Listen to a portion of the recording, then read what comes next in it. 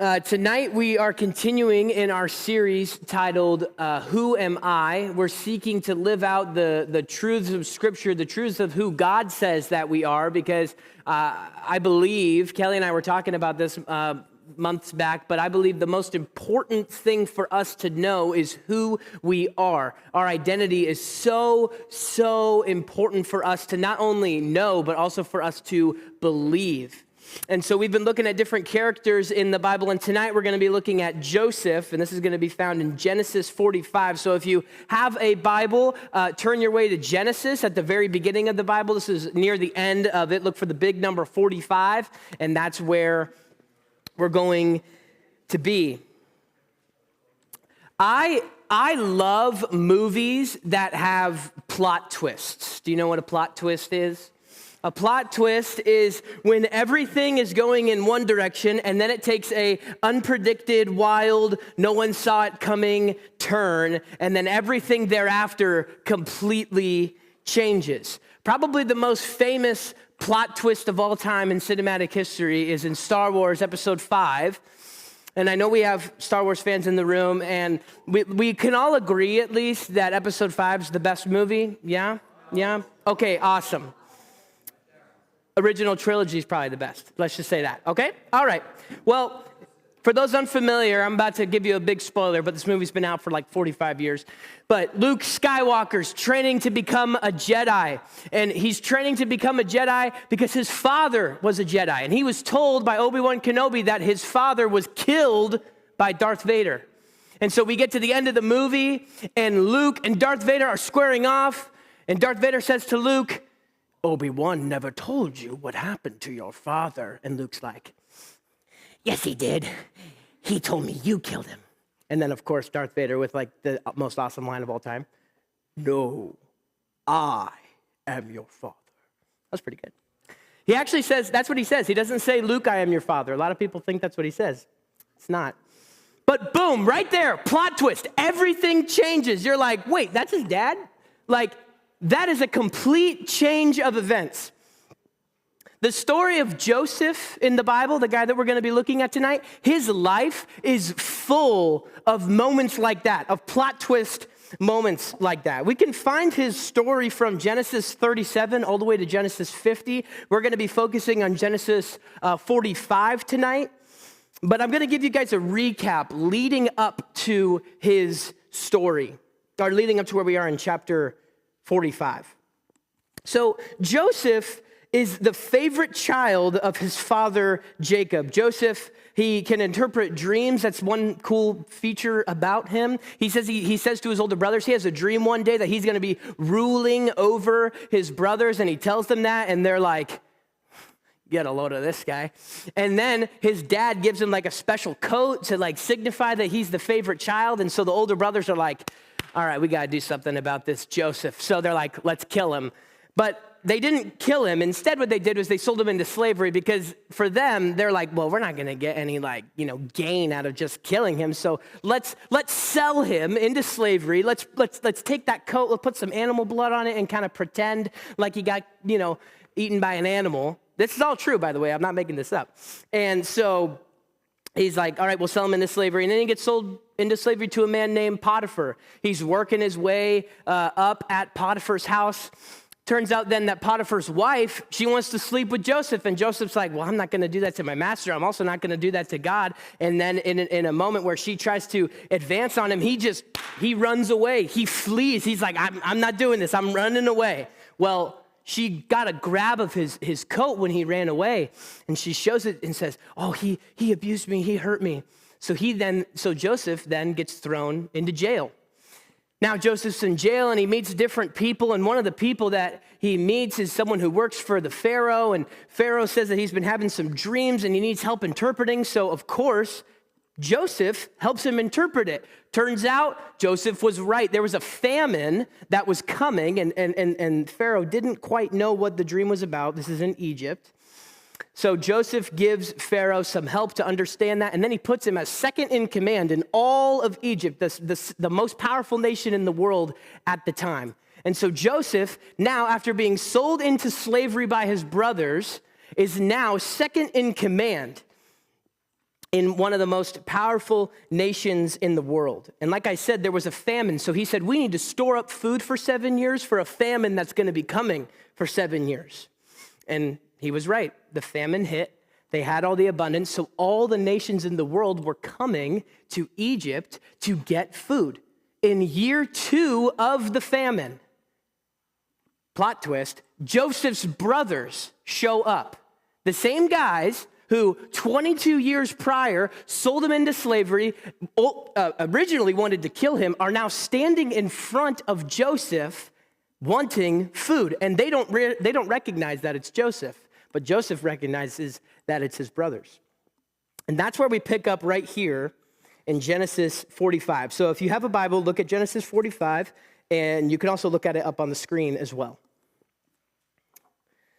Starting in verse 1. Then Joseph could not control himself before all of those who stood by him.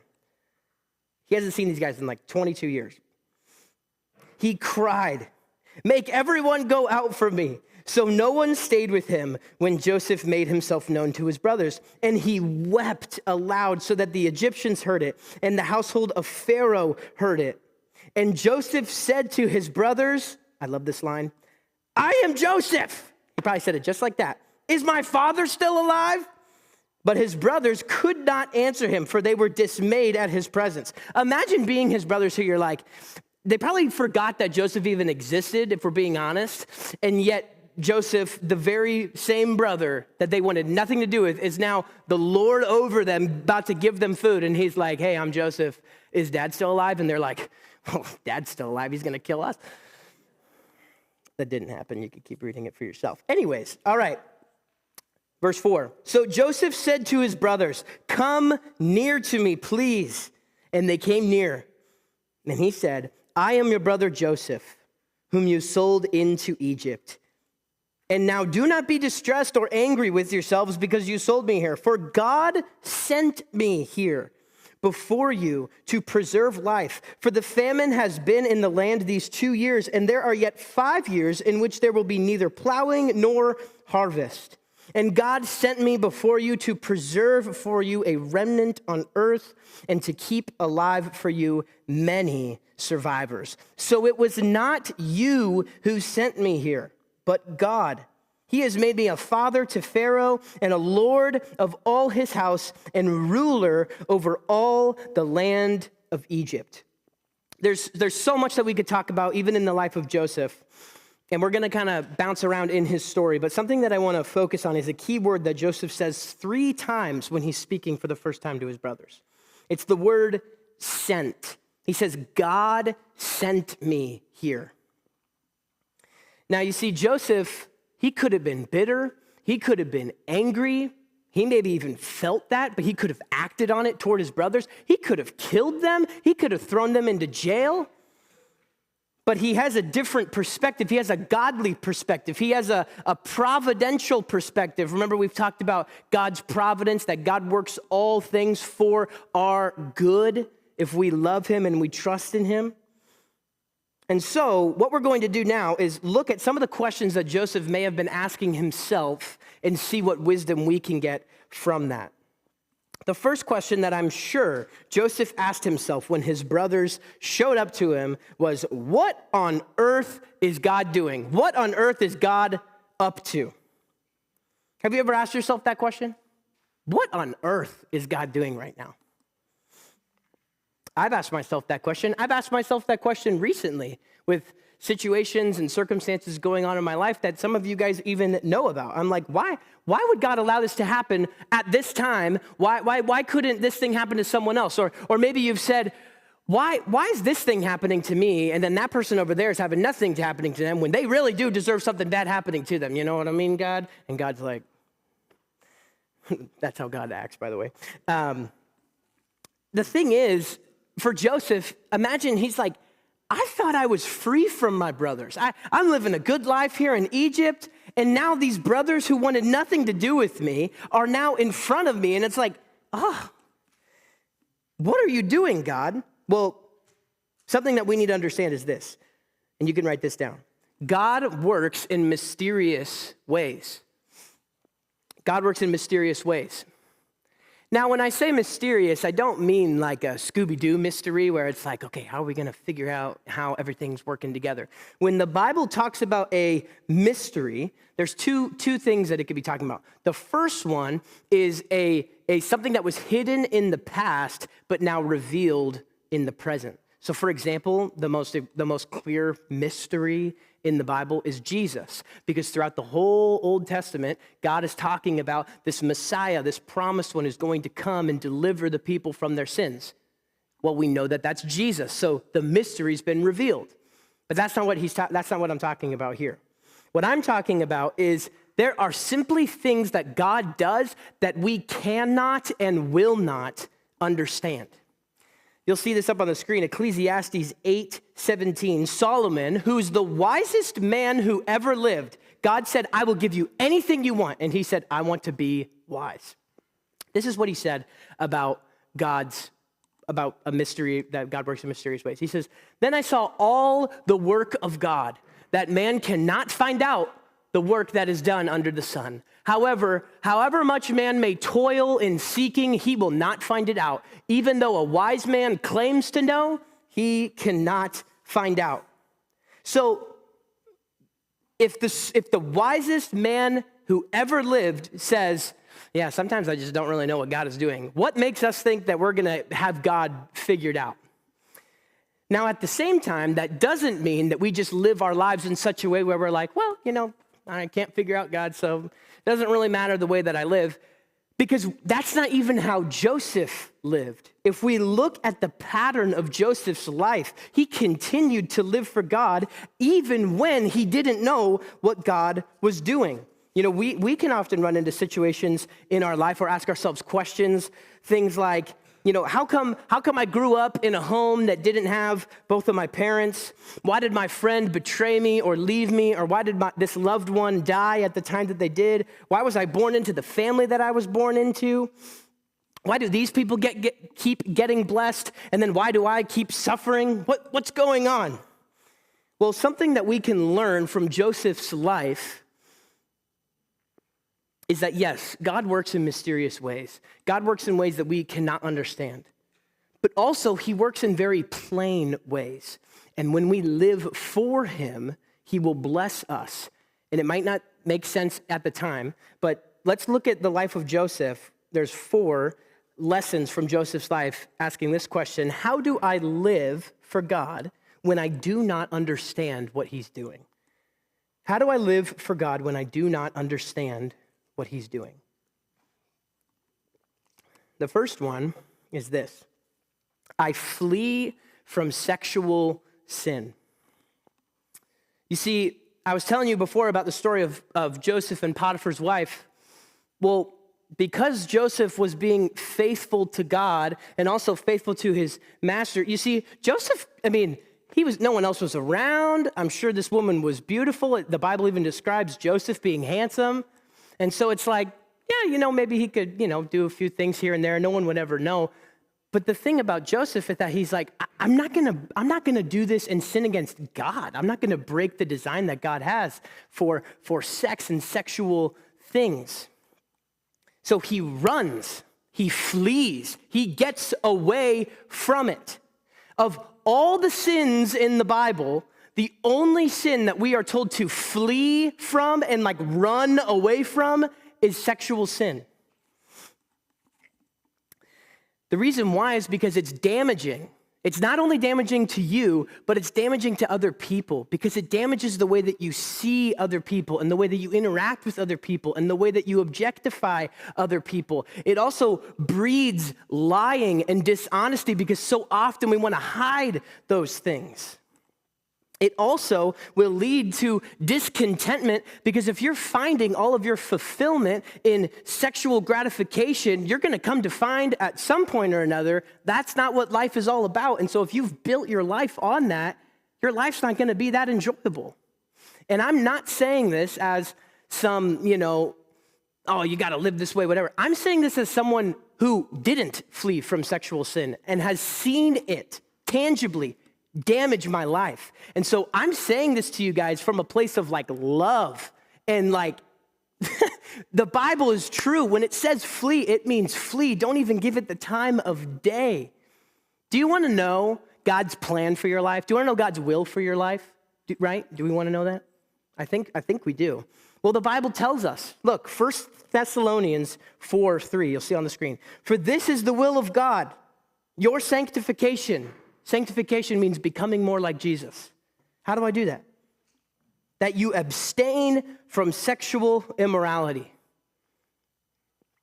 Now, if you're thinking to yourself like, okay, well, how far is too far, or is this sexual immorality? If you're thinking that, it probably is. I'll just be honest with you.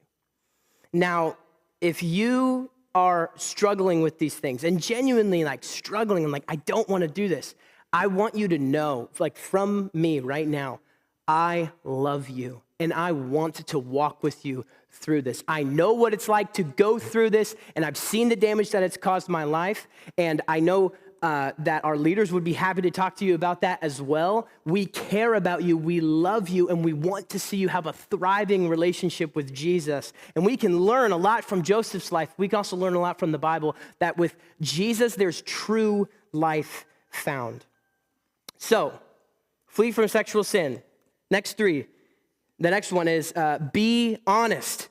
Be honest. When Joseph was in jail, he was just honest about who he was. He was like, yeah, this is where I'm from. And by the way, I can interpret dreams, right? He was just honest. When we're honest first with God, and then we're honest with ourselves, it's in that place that God will work very, very powerfully. In fact, when you're honest with God, that's the only place that God can actually work. Because if you try to button yourself up or, put on a mask or cover up for God, God can see right through that. So if we're honest with God, he'll actually then start working with us. And we can even say, God, I don't really know what's going on. I don't really even know how to pray or to read the Bible or whatever. God can work with that, but just be honest. And once that happens, see what God may do. And here's the other thing. Honesty can be painful.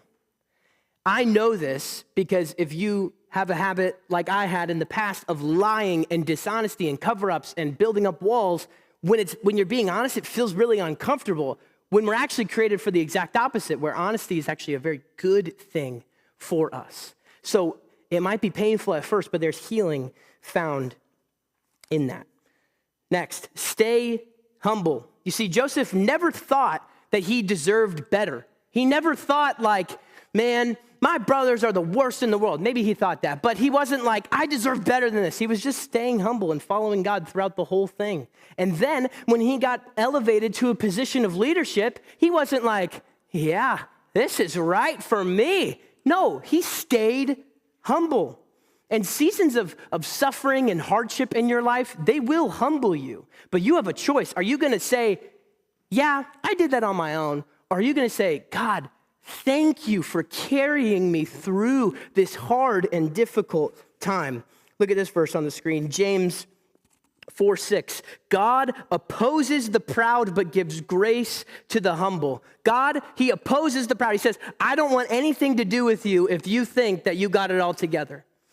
But he gives grace, he gives favor, he gives blessing to those who are humble and admit and say, God, I need you. And then lastly, remain faithful. You see, Jesus never turned his back on God, even when it was difficult.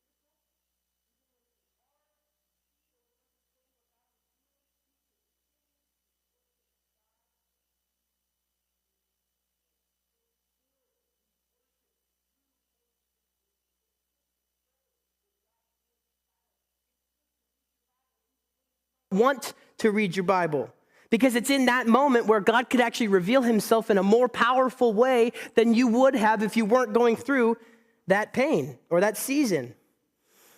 And so it's through all of these things that Joseph is then able to say, yeah, God sent me here. It was God who was at work. And we also don't typically understand these things until the end.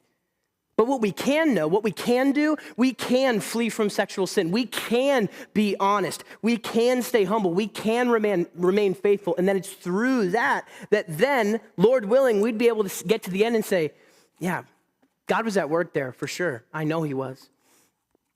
Now, what does this teach me about God? Write this down. What does this teach me about God? God is in purposeful control of my situation. Notice how God weaved together all of these things. Him being in jail, but being in jail in Egypt, where then there was a famine, but because they were so powerful, then his brothers came and he became second in command. All these things for him to be reunited with his family. And then it also teaches me this. Flip over just a couple pages if you have your Bible, and if not, you'll see it up on the screen. Joseph says this at the very end. This is Genesis 50, verse 20. He says to his brothers, he says, "As for you, you meant evil against me, but God meant it for good." What this teaches us is that what others mean for evil, God means for good. His brothers, their intention, their desire was to cause evil and hardship and sin toward their brother. But God's intention was to bring good and to bring blessing. It wasn't that God turned it for good or that God used it for good. That was actually God's intention through their sin. And that's not disregarding sin. It's saying that God is powerful even over sin. And so there's evil in this world that either we participate in, that has been done to us, or that is in the air that we breathe. But if you entrust yourself to God and you actually believe that he is who he says that he is, even the things that are the most evil things in the world or the worst things that have ever happened to you, God can actually use that as a platform for his grace. Because if you hadn't gone through the things that you've gone through, you may not be able to help someone else who might be going through that very same thing. And that's hard to say when you're in the middle of the pain and you're in the middle of the hardship. But again, if you do those things while living for God, you'll be able to see, man, God was at work. There's purpose in that pain. We talked about that a few weeks ago, but there's purpose in that pain. 3 things, then we'll be done. Am I faithful? First question, meeting with God, asking yourself this question. Am I faithful? Am I faithful to God? Am I faithful to others? Can people count on me? Am I trustworthy? And if you're feeling bad about that, there's grace. Because if you humbly admit, God, I'm not really a man of my word. I need your help. He'll give you that grace. But then don't abuse that grace. Live in that grace. Say, thank you, God. I'm not going to then use that as a ticket to sin. I'm going to use that as a drive to be able to live for you and be faithful to you and be faithful to other people. Next one, what are the places that God has sent me? Where are the places that God has sent me? And then what can be my impact there? Where has God placed me through all these different situations that are outside of my control? Where has God placed me? And what can be my impact? In the same way that Joseph was able to help out and impact his brothers positively, how can God use us in that way? And then lastly, I want you to pray for someone in your group this week. And the reason why is because it's through prayer that God moves most powerfully, especially when you're praying for someone else. When you're saying, hey, God, just like we were praying for John, hey, God, here's my brother John. I want to lift him up to you. I want you guys to find someone in your group this week and pray for them. Pray for them throughout the week.